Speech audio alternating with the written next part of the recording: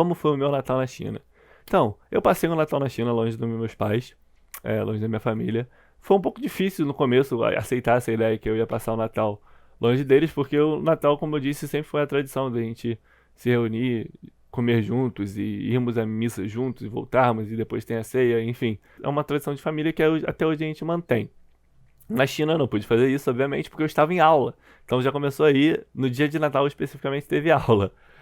No dia 25 não é feriado lá, então teve aula. No dia 24 também teve aula. Mas enfim, no dia 25 eu acabei faltando porque eu fui dormir muito tarde depois da ceia. Mas no dia de 24 eu fui. E como é que a gente fez? Eu e meus amigos, os brasileiros que estavam lá, além disso, os outros amigos de outros países, que a gente tinha amigo do Peru, amigo da Coreia, amigo do... que mais? Da Mongólia, da Índia. Se for pesquisar, tem mais coisa aí. Indonésia. Enfim, a gente reuniu todo mundo e falou assim: a gente vai fazer uma ceia no quarto andar. O quarto andar no nosso prédio era um andar de convivência. Vai fazer uma ceia e cada um tem que levar um prato típico do seu país. E, cara, assim, em termos de ceia, tinha bastante coisa gostosa pra comer. O pessoal da Espanha também tinha, que tinha esquecido. E aí a gente comeu bastante coisa. Tinha bastante coisa gostosa. Tinha prato de tudo que é gosto, de jeito, maneira. Compramos uns refrigerantes, compramos algumas bebidas para tomar também depois da ceia. Nos reunimos, fizemos lá a nossa ceia, foi muito bom. Só que antes disso, um pouco antes da ceia, eu já tinha descoberto que havia uma igreja católica na cidade que eu morava. Então, antes de eu ir para a ceia, antes de eu preparar tudo, eu fui na missa de Natal junto lá com outros amigos da Indonésia que me levaram na missa de Natal junto com eles.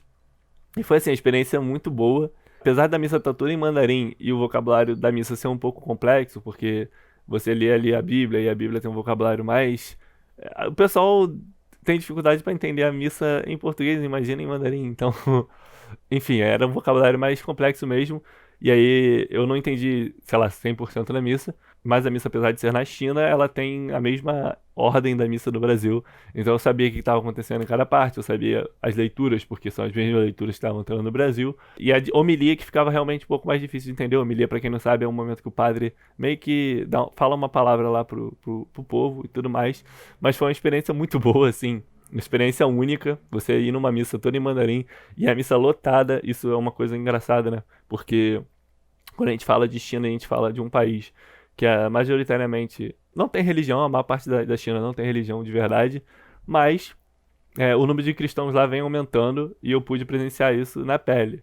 Então, igreja lotada, assim, eu não tenho por que mentir aqui pra vocês.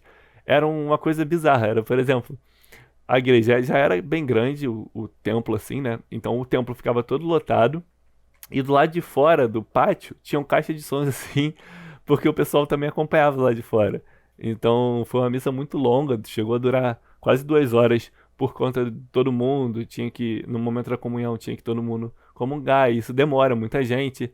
Tinha gente da missa, da paróquia, com terno e gravata, meio que de segurança, meio que organizando tudo, sabe? Pra não ficar muito bagunçado. E lá eles têm uma coisa que, por exemplo, se fosse aqui no Brasil, não teria problema nenhum o pessoal ficar nos corredores em pé, na maioria das igrejas. Mas lá eles não queriam deixar ninguém nos corredores, então eles botavam todo mundo meio que pros cantos assim da igreja, quem tava chegando depois, organizando tudo direitinho pro corredor principal ficar vazio.